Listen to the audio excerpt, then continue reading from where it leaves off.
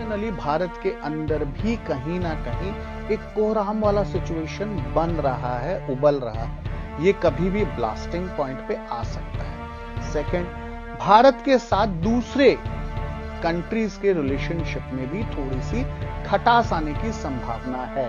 जैसे हम लोग सभी लोग से भी विरोध का सामना करना पड़ सकता है। पाकिस्तान, बांग्लादेश तो है ही, इसके अलावा चाइना से भी विरोध हो सकता है और छोटे छोटे कुछ और कंट्रीज हैं जो भारत का विरोध कर सकती है। कि उछलने या फिर गिरावट यानी बहुत ज्यादा फ्लक्चुएशन की उम्मीद है और ये होगा।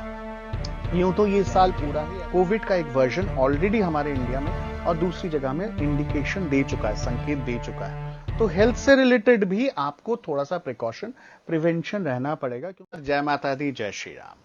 हम लोग सभी लोग जानते हैं आने वाले 20 जून में कुछ ऐसे प्लैनेटरी पोजीशंस रहेंगे जहां पर सिंह राशि में मंगल और केतु गोचर करेंगे।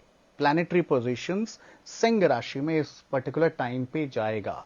Similar kind of situation, exact यही सिचुएशन अगस्त 1989 में भी हुआ था। आप लोग सभी लोग उस पर्टिकुलर साल के भी इवेंट्स को देख सकते हैं, समझ सकते हैं। इसके पहले कि मैं अपना वीडियो शुरू करूं, जिन लोगों ने भी मुझे अभी तक फॉलो या सब्सक्राइब नहीं किया तो जल्दी से कर लें, ठीक है। चलिए आगे बढ़ते हैं। ये जो प्लैनेटरी पोजीशन रहेगा मंगल और केतु का सिंह लग्न में, इससे हमारी लाइफ पे या देश विदेश की लाइफ में क्या इफेक्ट पड़ेगा ओवरऑल, तो इसी चीज पे हम लोग चर्चा करने के लिए और बताने के लिए आज मैं आपके सामने एस्ट्रो अभियांश उपस्थित हुआ हूं। चलिए शुरू करते हैं अपना वीडियो। ये जो प्लैनेटरी पोजीशन रहेगा, ये वो सिमिलर टाइम पीरियड है जब अगस्त 1989 में स्वर्गीय प्रधानमंत्री वीपी सिंह द्वारा मंडल कमीशन को उजागर कर दिया गया था और सडनली हमारे देश में बहुत ज्यादा उथल पुथल हो गया था।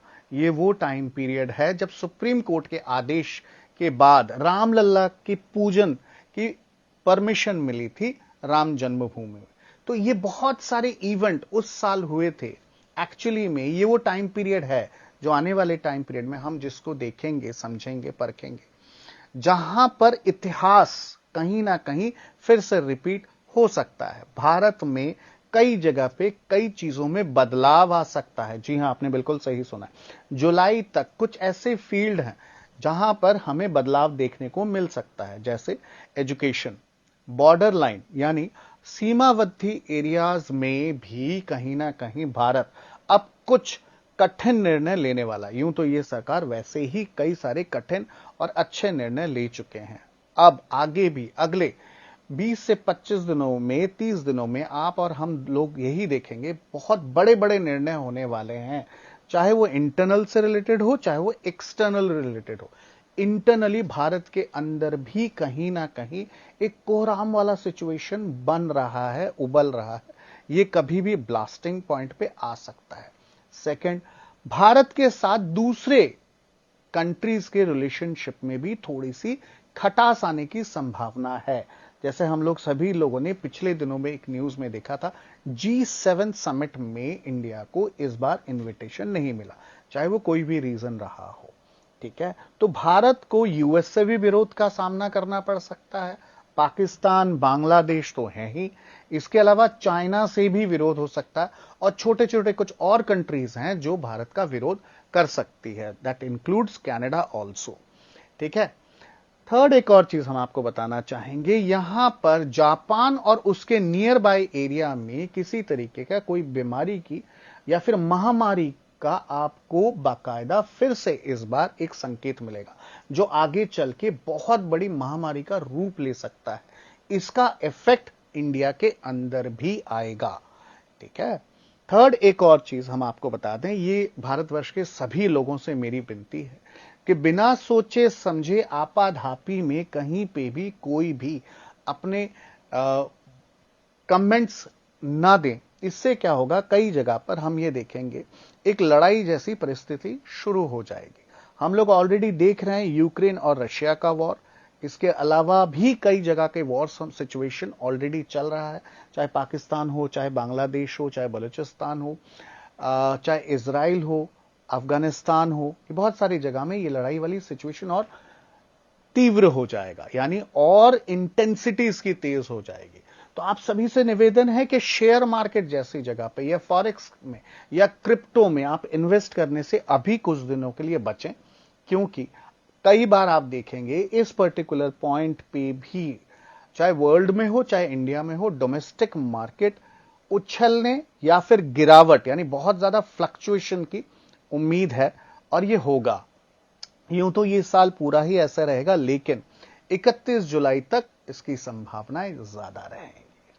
आप समझ गए ना हम आपको क्या बताना चाह रहे हैं? हम आपको छोटा सा इंडिकेशन दे रहे हैं।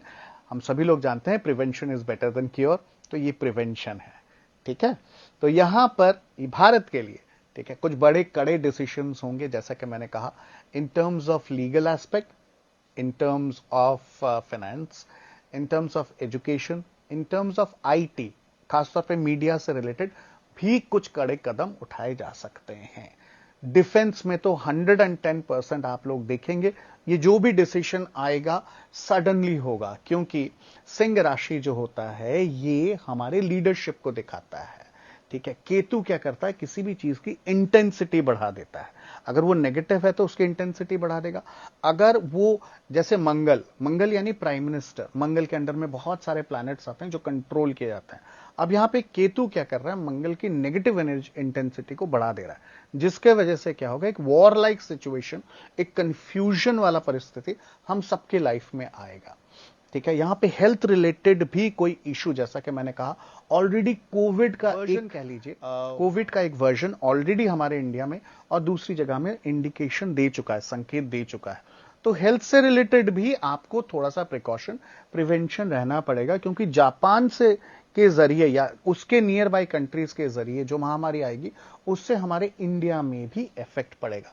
तो आप सबके लिए मोटा मोटी तौर पे अगर मैं ये बोलूं तो आप लोगों को प्रिकॉशन, प्रिवेंशन और सतर्कता पूरी तरीके से रखना पड़ेगा। अगर आप कोई बड़ा इन्वेस्टमेंट करना चाहते हैं, थोड़ा सा रुक जाइए, सितंबर तक रुक जाइए, उसके बाद करिएगा।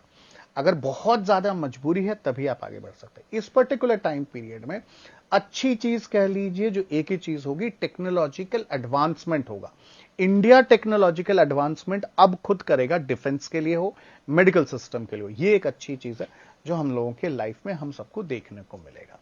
तो अपनी राय कमेंट में लिख के देना मत भूलिएगा। आज के लिए इतना ही, धन्यवाद। जय माता दी, जय श्री राम।